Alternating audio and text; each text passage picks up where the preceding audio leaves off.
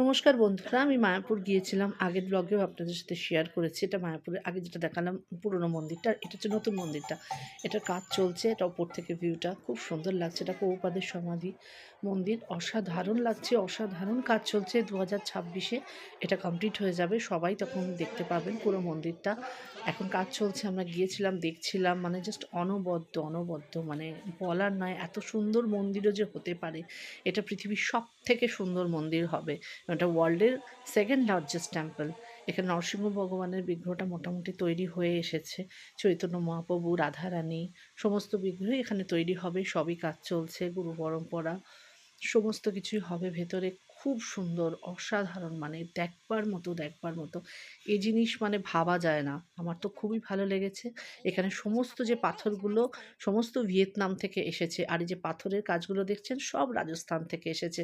আসন দারুণ